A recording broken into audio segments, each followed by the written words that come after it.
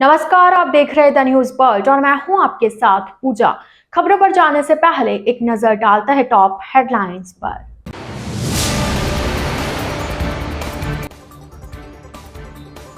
सेवा भारती समिति द्वारा श्री राम जानकी सर्वजातीय सामूहिक विवाह का किया जाएगा आयोजन।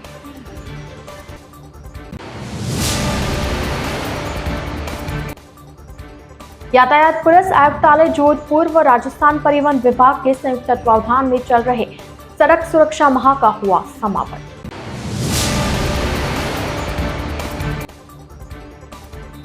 जेएनयू में पेंशन व अन्य वित्तीय परिलाभ देने की मांग को लेकर धरना प्रदर्शन।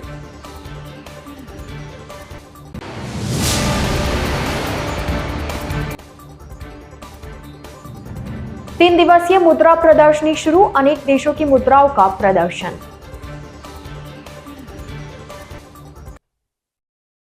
तो ये थी हेडलाइंस और अब खबरें विस्तार से। जिला कलेक्टर गौरव अग्रवाल की अध्यक्षता में शुक्रवार को मारवाड़ इंटरनेशनल सेंटर में विभिन्न विभागों के अधिकारियों की समीक्षा बैठक ली गई। बैठक में राजस्व मामलों, जल जीवन मिशन, सड़क सुरक्षा समिति, संपर्क पोर्टल, ई फाइलिंग सहित विभिन्न विभागों ने पीपीटी के माध्यम से प्रगति की जानकारी दी। अग्रवाल ने कहा कि अधिकारी प्रकरणों की गंभीरता को समझते हुए उनका समयबद्ध निस्तारण करें। कार्य में कोताही बरतने वालों के विरुद्ध सख्त कार्रवाई की जाएगी। जिला कलेक्टर अग्रवाल ने पावर पॉइंट प्रेजेंटेशन के माध्यम से विधानसभा प्रश्नों, मुख्यमंत्री कार्यालय से प्राप्त परिवादों, न्यायालयों में लंबित प्रकरणों, विभिन्न आयोगों से प्राप्त प्रकरणों का निस्तारण, संपर्क पोर्टल पर लंबित परिवादों की समीक्षा करते हुए संबंधितों को आवश्यक दिशा निर्देश दिए। जोधपुर के प्रतापनगर स्थित आदर्श विद्या मंदिर केशव परिसर में 2 फरवरी बसंत पंचमी के दिन श्री राम जानकी सर्वजातीय सामूहिक विवाह का आयोजन किया जाएगा। सेवा भारती समिति द्वारा आयोजित इस सामूहिक विवाह समारोह की जानकारी के लिए शुक्रवार को प्रेस वार्ता का आयोजन किया गया। समाज सेवी निर्मल गहलोत ने जानकारी देते हुए बताया कि बसंत पंचमी के अवसर पर श्री राम जानकी सर्वजातीय सामूहिक विवाह का आयोजन किया जाएगा, जिसमें सर्वजाति के समाज के विभिन्न वर्गों के 23 जोड़ों का विवाह संपन्न कराया जाएगा।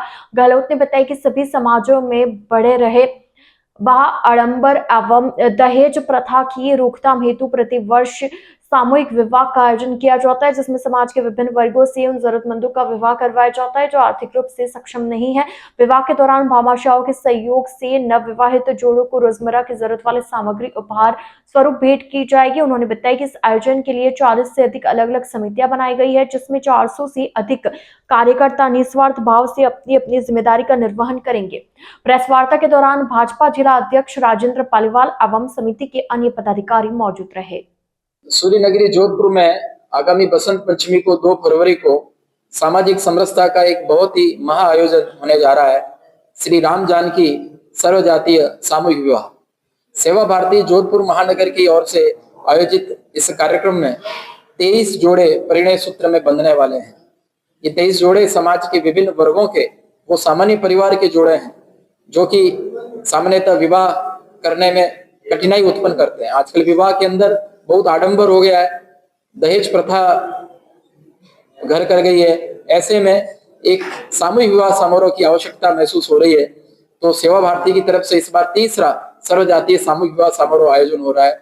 इसमें 400 से अधिक कार्यकर्ता, कई तरह की समितियां, भोजन समिति, भोजन वितरण समिति, यातायात समिति, सुरक्षा समिति, इस प्रकार से 40 से अधिक तरह की समितियों का गठन हुआ है, जिसमें प्रमुख, सह-प्रमुख और उनमें कार्यकर्ता भी रखे गए हैं। इस प्रकार से बहुत सारे लोग इस सेवा भारती के इस कार्यक्रम के अंदर अपना योगदान तन मन धन से दे रहे हैं। जोधपुर के भामाशाहों के सहयोग से होने वाले इस कार्यक्रम में वर वधु को रोजमर्रा में काम में आने वाली चीजें जैसे कि पलंग, अलमारी, पायल, बर्तन इत्यादि सारे सामान भी जो है वो भी उनको उपहार स्वरूप जो है दिए जाने वाले हैं।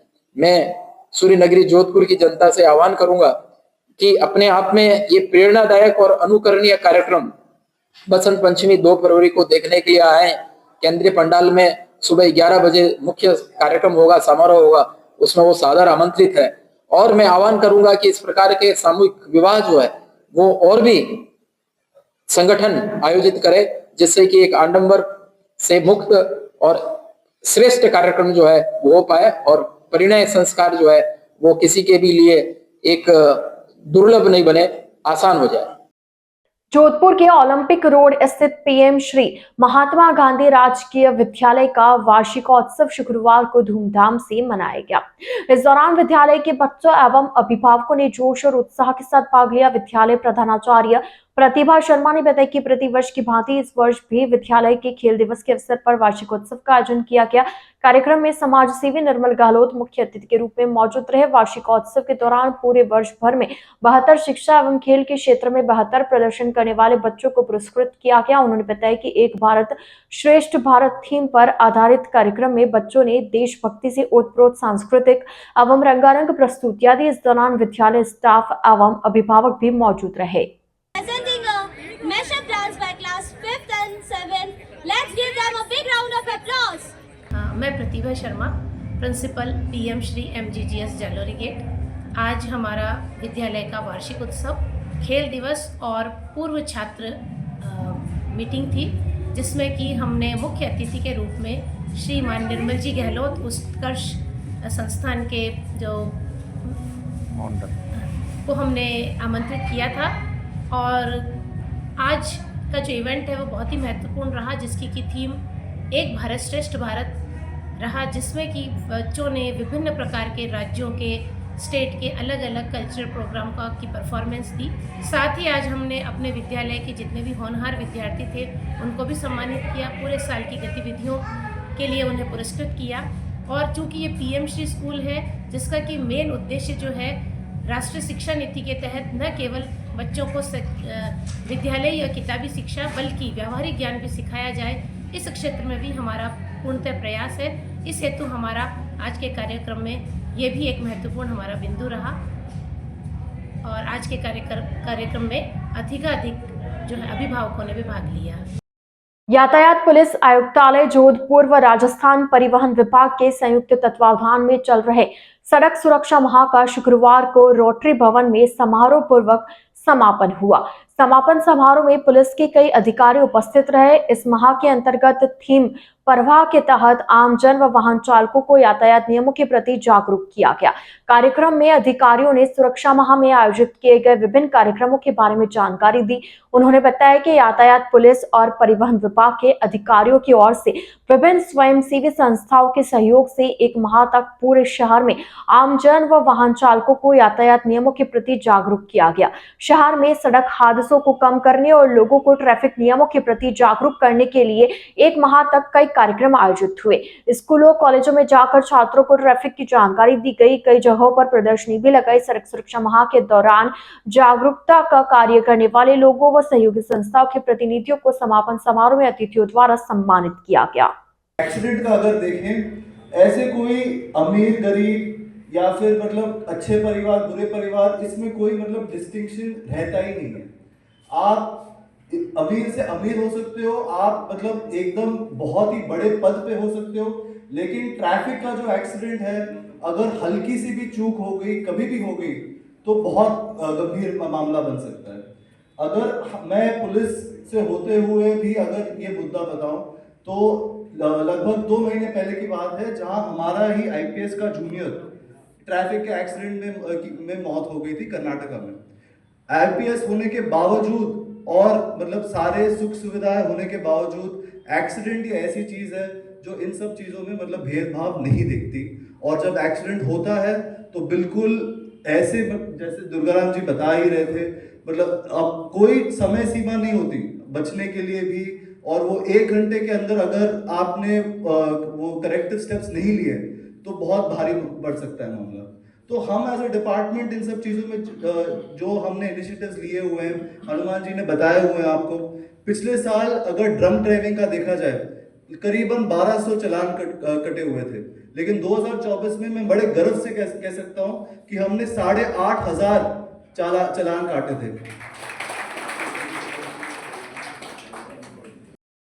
जयनारायण व्यास विश्वविद्यालय के सेवानिवृत्त कर्मचारी पेंशन सहित विभिन्न मांगों को लेकर एक बार फिर आंदोलन पर उतर आए हैं। जयनारायण व्यास विश्वविद्यालय पेंशनर्स सोसाइटी की तरफ से शुक्रवार को इन मांगों को लेकर केंद्रीय कार्यालय के बाहर धरना प्रदर्शन किया गया। सोसाइटी अध्यक्ष प्रोफेसर रामनिवास शर्मा ने बताया कि सोसाइटी की ओर से शुक्रवार को विश्वविद्यालय के केंद्रीय कार्यालय के बाहर एक दिवसीय धरना प्रदर्शन आयोजित किया गया।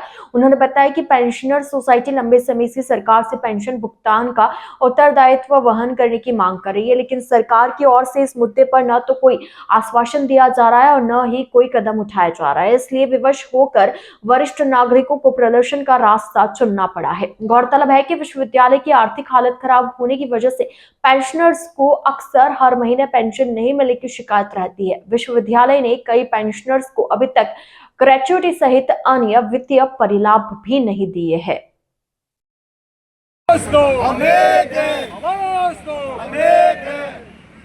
हमारी शक्ति कौन सी? हमारी शक्ति कौन सी? जिएंगे, साथ जिएंगे। राज्य सरकार होश में आओ, होश में आकर राज्य सरकार होश में आओ, होश में आओ, होश में आओ। राज्य सरकार होश में आओ, होश में आओ। साथियों, राज्य सरकार होश में आओ, होश में आओ और पेंशन दो। पेंशन एसोसिएशन और संघर्ष समिति के संयुक्त तत्वाधान में है। हम हमारी जायज मांग को सरकार के समक्ष रख रहे हैं। सरकार ने पेंशन देने का ऑर्डर निकाला 90 में, उसके बाद में विश्वविद्यालय को पेंशन के नाम पर 1 रुपया का फंड नहीं दिया। विश्वविद्यालय अपने निजी स्रोत से पेंशन की व्यवस्था कर रहा है। आज का जो हमारा एजिटेशन है वो आम सभा में हमने सहमति ली है कि राज्य सरकार हमें पेंशन का भार खुद ले, और अगर पेंशन का भार नहीं लेती है तो माननीय सिंडिकेट का जो आदेश है, जो इंजीनियरिंग कॉलेज को विलय किया था, उसमें 50 करोड़ रुपए कंपनसेशन देने का एक ऑर्डर पारित किया सिंडिकेट ने। वो 50 करोड़ की सहायता दे।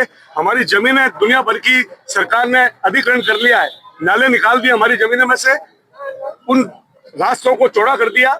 जगह जगह विश्वविद्यालय की संपत्ति थी, उसको राज्य सरकार ने अधिग्रहण कर लिया है। उसके एवज में करोड़ों रुपए हम सरकार से मांगते हैं। हमारा करोड़ों रुपए का हिसाब देवे, हमें पैसा देवे, ताकि हम विश्वविद्यालय प्रशासन को कोई कह सके कि जब कर्मचारी रिटायर्ड होता है, न कम्यूटेशन, न ग्रेच्युटी, न पेंशन का भार सरकार ले। इस बात को लेकर आज हमने यहाँ पर आंदोलन किया है, और आज इस आम सभा में हम ये तय करेंगे कि आगे हमको किस प्रकार से इस आंदोलन को चलाना है। अगर इस मंच के माध्यम से घोषणा करता हूँ, अगर सरकार समय पर नहीं चेतती है तो ये विश्वविद्यालय के पेंशन सोसाइटी और संघर्ष समिति का जो आह्वान है, इसकी आग पूरे राजस्थान में लगेगी। राजस्थान के समस्त विश्वविद्यालय के कर्मचारी एकजुट होकर के और विधानसभा पर प्रदर्शन भी करेंगे। जय संगठन। जयनारायण व्यास विश्वविद्यालय पेंशनर सोसाइटी और पेंशनर संघर्ष समिति के संयुक्त तत्वावधान में धरना और प्रदर्शन रखा गया है, जिसमें सबसे प्रमुख मांग है राज्य सरकार हमारी पेंशन की जिम्मेदारी को वहन करे और हमें पेंशन राज्य सरकार दे, जैसा राज्य सरकार के कर्मचारियों को दिया जाता है। इसके अलावा क्योंकि विश्वविद्यालय के पास कोई आय का स्रोत नहीं है, विश्वविद्यालय हमें पेंशन समय पर नहीं दे पा रहा है। 2017 में जो हमारे एरियर थे फिक्सेशन के, उनका भी आज तक पेमेंट नहीं हुआ है। जो 2020 के बाद सेवानिवृत्त हुए हैं, उनको न तो कॉम्पुटेशन मिला है, न उनको लीव एनकेसमेंट मिला है, और न ही कोई ग्रेच्युटी मिली है। और ग्रेच्युटी अगर किसी को दी गई है तो 10 लाख रुपए दी गई है, जबकि 20 लाख रुपए का प्रावधान है सिंडिकेट के द्वारा। तो हमारा मुख्य प्रदर्शन तो राज्य सरकार की पेंशन जिम्मेदारी वहन करे, इसके लिए है। इसके साथ ही जयनारायण व्यास विश्वविद्यालय का प्रशासन जो है वो भी ऐसा निकम्मा है कि वो समय पर पेंशन नहीं दे रहा है, तो इन पर भी हमारा ये आक्रोश है। मारवाड़ कॉइन सोसाइटी की तरफ से 3 दिवसीय मारवाड़ मुद्रा महोत्सव शुक्रवार को माहेश्वरी जनोपयोगी भवन रातानाड़ा में शुरू हुआ। यह प्रदर्शनी 2 फरवरी तक चलेगी। प्रदर्शनी का उद्घाटन जोधपुर रेंज के आईजी विकास कुमार ने फीता काटकर किया। मारवाड़ कॉइन सोसाइटी जोधपुर अध्यक्ष राम स्वरूप बिश्नोई ने बताया कि पहली बार जोधपुर में सोसाइटी की ओर से इस तरह का मुद्रा महोत्सव आयोजित किया गया है। इसमें शहरवासियों के लिए निःशुल्क एंट्री रखी गई है। सुबह 10 से शाम 5 बजे तक शहरवासी यहां आकर मुद्रा प्रदर्शनी देख सकते हैं। इसमें पुराने रियासतकालीन सिक्के, मुगल कालीन अंग्रेजी सरकार के समय के लेकर 2 से 5,000 साल पहले के सिक्के देखने के लिए रखे गए हैं। इस मौके पर सोसाइटी उपाध्यक्ष प्रेम कवाड़, मनीष जैन, मनोज जैन, कीर्ति पारिक, पदमचंद जैन, विनय सोमानी आदि उपस्थित रहे। मुद्रा महोत्सव का उद्घाटन श्री विकास कुमार जी ने किया है। आप सबसे निवेदन है कि 3 दिन चलेगा अपनी धरोहर को। हाँ, इसमें पूरे भारतवर्ष से 50 से अधिक स्टॉलें लग रही है, जहां आपको 2 साल पहले से भी जो सिक्के हैं उस टाइम में जो चलते थे वो देखने को मिलेंगे। नोट में भी है तो 100 साल पहले वाले नोट भी आपको देखने को मिल जाएंगे। तो यहाँ पे आपको एंटीक आइटम्स भी मिलेगी। जो चीज हमको संजोगना है वो आप यहाँ से देख के ये सीख सकते हैं कि भाई हाँ ये भी कलेक्टेबल है, इसे अपने को संजोना है। क्योंकि आने वाली पीढ़ी जो है आज यूपीआई हो गई, ऑनलाइन हो गए, तो उनको ये देखने के लिए नहीं मिलेंगे। अगर हम इसको संभालेंगे तो ही वो आगे बढ़ के वो जो हमने जो संभाला है उसको आगे संभालेंगे, नहीं तो वो क्या है कि भूलेंगे, फिर आगे बढ़ते चले जाएंगे वो। तो हमारा यही उद्देश्य है और एग्जीबिशन कराने का भी यही है कि लोग यहाँ आए। ये जो कॉइन्स को लेकर एग्जीबिशन लगाया गया ये बहुत अच्छी चीज है।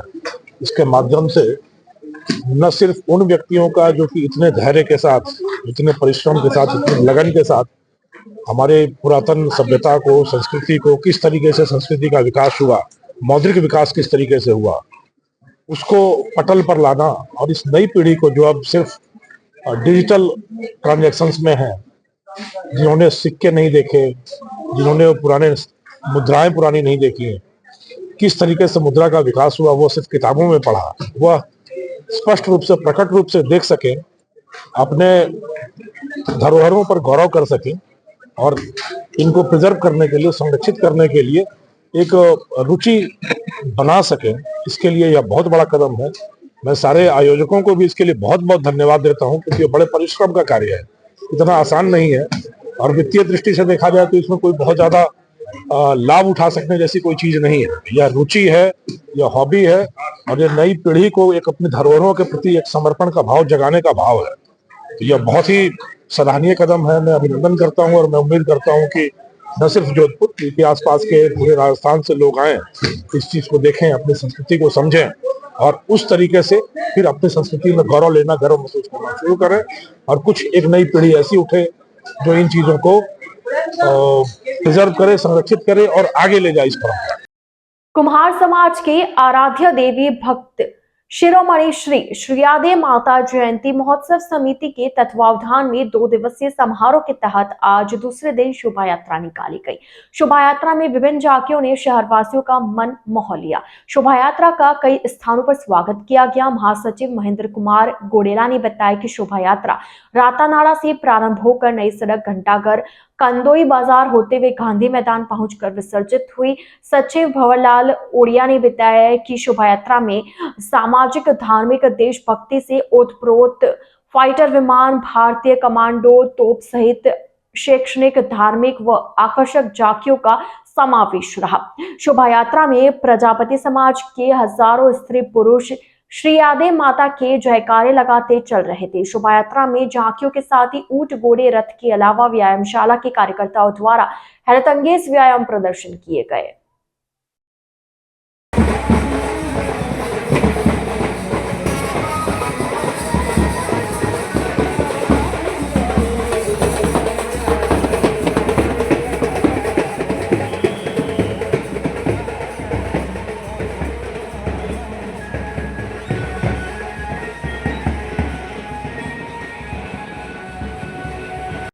द न्यूज वर्ल्ड के इस बुलेटिन में फिलहाल वक्त हो चला एक छोटी सी ब्रेक का।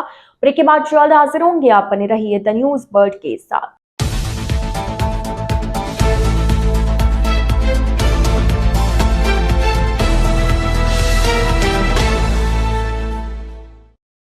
ब्रेक के बाद आपका स्वागत है। जिले में अवैध मादक पदार्थ व अवैध शराब परिवहन व वांछित मुलजिमानों की गिरफ्तारी हेतु चलाए जा रहे अभियान के तहत पुलिस थाना ओसिया की टीम द्वारा पंजाब निर्मित अवैध शराब के कुल 830 कार्टून जब्त कर अवैध शराब के परिवहन में प्रयुक्त वाहन ट्रक में मुलजिम को गिरफ्तार करने में सफलता हासिल की। जिला पुलिस अधीक्षक जोधपुर ग्रामीण राममूर्ति जोशी ने बताया कि अवैध मादक पदार्थ व अवैध शराब परिवहन व वांछित मुलजिमानों की गिरफ्तारी हेतु चलाए जा रहे अभियान के तहत समस्त थानाधिकारियों को अधिकाधिक कार्रवाई करने एवं तस्करों पर निगरानी के निर्देश दिए गए थे, जिस पर भोपाल सिंह लखावत अतिरिक्त पुलिस अधीक्षक जिला जोधपुर ग्रामीण के निर्देशन में झब्बर सिंह व्रताधिकारी व्रत ओसिया व राजेंद्र चौधरी निरीक्षक पुलिस थाना अधिकारी पुलिस थाना ओसिया के निर्देशन में टीम गठित की गई। जोधपुर शहर के भगत की कोठी स्थित एक ज्वेलरी की दुकान पर आई 3 महिलाओं ने ज्वेलर को चांदी के बदले में 20 किलो सीसा थमा दिया। ज्वेलर से 6 लाख रुपए ऐंठ कर फरार हो गए। ज्वेलर ने भगत की कोठी थाने में रिपोर्ट दी। मामला 25 जनवरी का है। पुलिस ने प्रकरण में एक व्रत महिला को जयपुर से गिरफ्तार किया। थाना अधिकारी राजीव भादु ने बताया कि रामेश्वर नगर निवासी विनोद कुमार सोनी की तरफ से रिपोर्ट दी गई। थाना अधिकारी भादु ने बताया कि प्रकरण में अब एक आरोपी महिला जयपुर के भूमियाजी बस्ती लंकापुरी की 70 साल की बाबू देवी को गिरफ्तार किया। आरोपी महिला से पता लगा कि 6 लाख रुपए साथ वाली महिला लेकर भाग गई है। राजस्थान के सिरोही में तस्कर माफियाओं के विरुद्ध विशेष अभियान के तहत सिरोही पुलिस कप्तान अनिल कुमार बेनीवाल के सुपरविजन में ताबड़तोड़ एक्शन देखने को मिला है, जिसके तहत तस्कर माफियाओं पर नकेल कसी जा रही है। चाहे टोड़ा पोस्ट तस्कर हो या गांजा तस्कर या फिर शराब तस्कर, मुखबिर तंत्र से मिले इनपुट के आधार पर तस्करों पर कार्रवाई करते हुए उन्हें जेल की हवा खिला दी है। वहीं एक बार फिर सिरोही पुलिस ने बड़ी कार्रवाई करते हुए पिंडवाड़ा पुलिस और डीएसटी टीम ने ज्वाइंट ऑपरेशन करके बड़ी सफलता हासिल की। पिंडवाड़ा थाने के अधीनस्थ राष्ट्रीय राजमार्ग मालेरा चौराहे पर नाकाबंदी के दौरान एक पिकअप से 940 किलोग्राम अवैध डोडा पोस्त बरामद करके जब्त किया गया है। जोधपुर जैसलमेर मार्ग पर आगोलाई के पास हुए सड़क हादसे में घायलों को मुआवजा दिलाने की मांग को लेकर ब्राह्मण समाज के लोगों द्वारा शुक्रवार को जिला कलेक्टर को ज्ञापन सौंपकर मुआवजे की मांग की गई। ब्राह्मण समाज के अनिल जोशी ने बताया कि 8 दिसंबर 2024 को ब्राह्मण समाज के कुछ लोग पोखरण आशापुर देवी के दर्शन कर लौट रहे थे, तभी आगोलाई मोड़ के पास भीषण सड़क हादसे में 2 लोगों की मौत हो गई एवं अन्य लोग गंभीर रूप से घायल हो गए, लेकिन सरकार द्वारा अभी तक इस मामले में कोई उचित कार्रवाई नहीं की गई है, न ही मृतकों एवं घायलों को उचित मुआवजा दिया गया है। इस संबंध में आज ब्राह्मण समाज के लोगों ने जिला कलेक्टर को ज्ञापन सौंपकर मुआवजे की मांग की। उन्होंने बताया कि यदि समय रहते उनकी उचित मांगे नहीं मानी गई तो ब्राह्मण समाज द्वारा उग्र आंदोलन किया जाएगा, जिसकी समस्त जिम्मेदारी प्रशासन एवं सरकार की होगी। आज कलेक्टर साहब को हम ज्ञापन देना है। 8 दिसंबर को जो भाटों की डाणी में ट्रोले से एक्सीडेंट हुआ था और जिसमें 3 लोगों की डेथ हो गई थी और 9 लोग गंभीर रूप से घायल हो गए थे। प्रशासन के पास इनके परिवार के सदस्य लगातार 2 महीने से चक्कर काट रहे हैं। इनको सहायता दी जाए, इनको मुआवजा दिया जाए, इनको मेडिकल रिलीफ दी जाए, परंतु ये सरकार प्रशासन किसी प्रकार की सुनवाई नहीं कर रहा है। आज मजबूरन होकर हमें वापस कलेक्टर को ज्ञापन देना पड़ा और ये बताना पड़ा कि इसमें गंभीर अनियमितता हुई है। जब एक्सीडेंट हुआ, ट्रोले से एक्सीडेंट हुआ, ट्रोले वाले ने जो एफआईआर दर्ज की वो कथित थानेदार ने दर्ज की और इनकी एफआईआर को उसके साथ टैग कर दिया।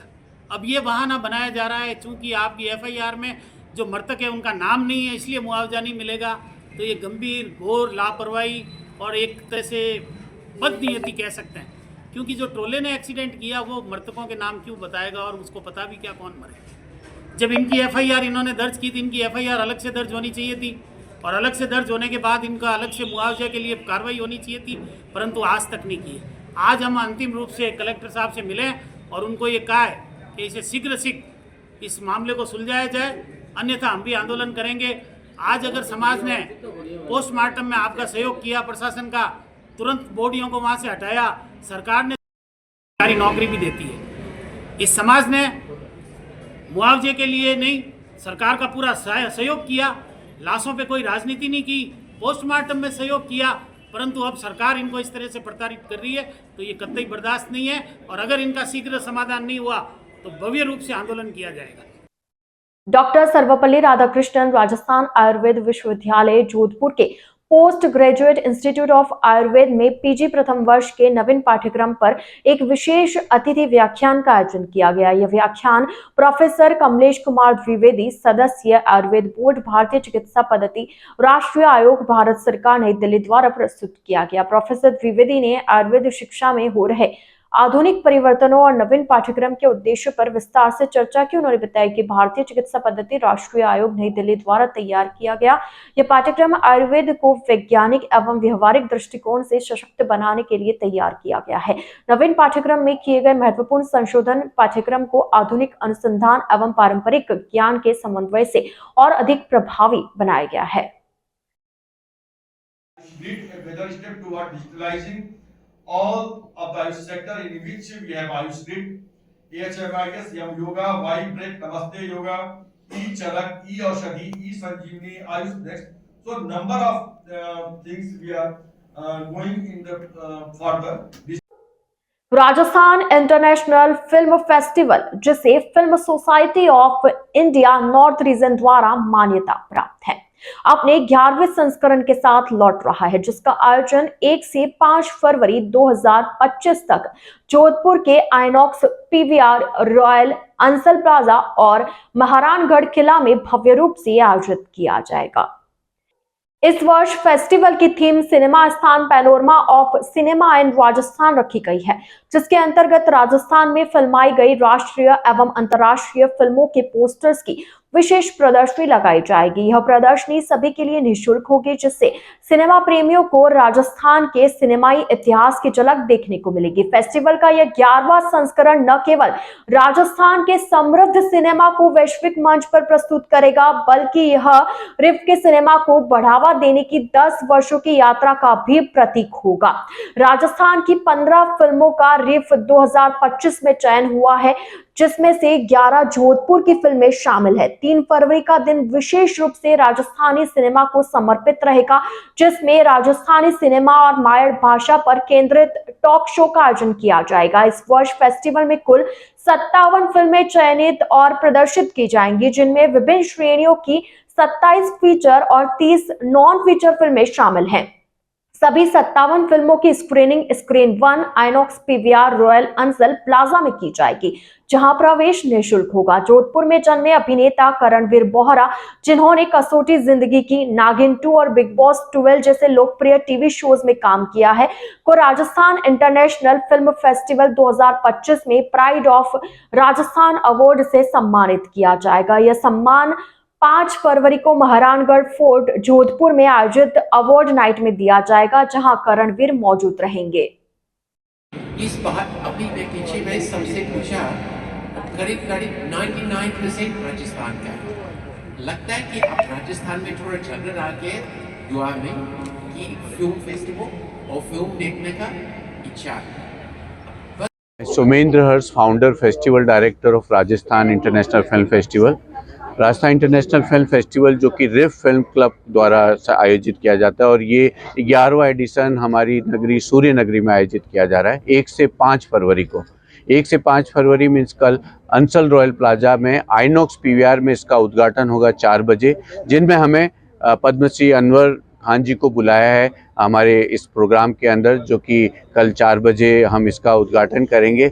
और जो भी गणमान्य मेयर हमारे शहर के हैं वो भी उपस्थित रहेंगे फिल्म फेस्टिवल के उद्घाटन में।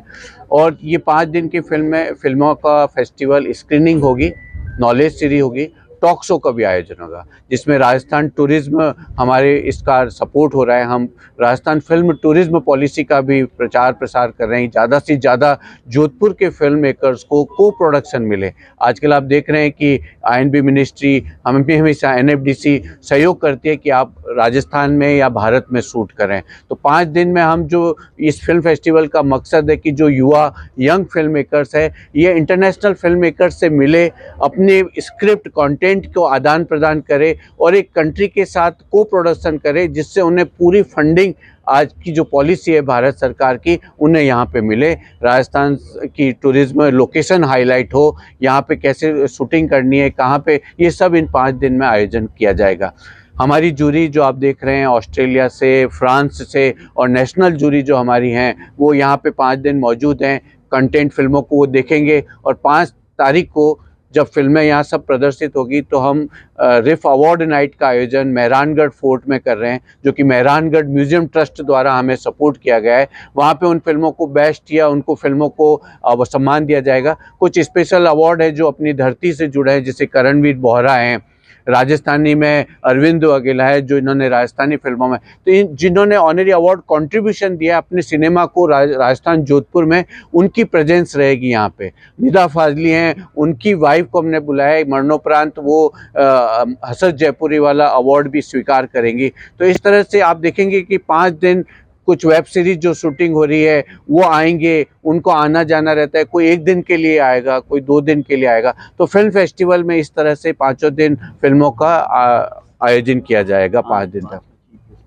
5 तारीख को हमने tourism and culture minister Gajendra ji Shekhawat ji को आवेदन किया है, तो वो 4 और 5 तारीख उन्होंने अभी उपस्थिति की है कि वो 4 को जोधपुर पहुंच रहे हैं और 5 को हम पूरी उम्मीद करते हैं, जिस हिसाब से उन्होंने अभी हाँ की है कि 5 तारीख को भी वो अवार्ड नाइट में रहे, नहीं तो 4 को तो उन्होंने बोला है कि वो 4 को जोधपुर ही हैं।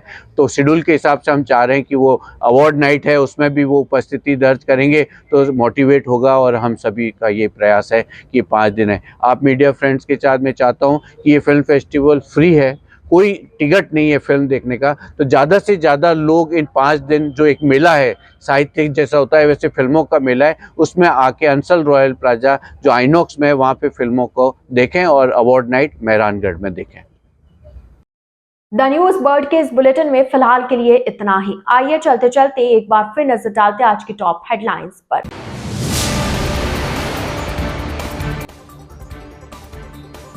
सेवा भारती समिति द्वारा श्री राम जानकी सर्वजातीय सामूहिक विवाह का किया जाएगा आयोजन।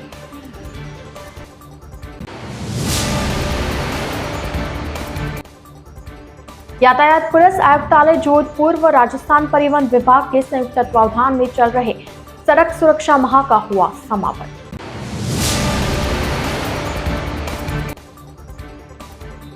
जेएनयू में पेंशन व अन्य वित्तीय परिलाभ देने की मांग को लेकर धरना प्रदर्शन।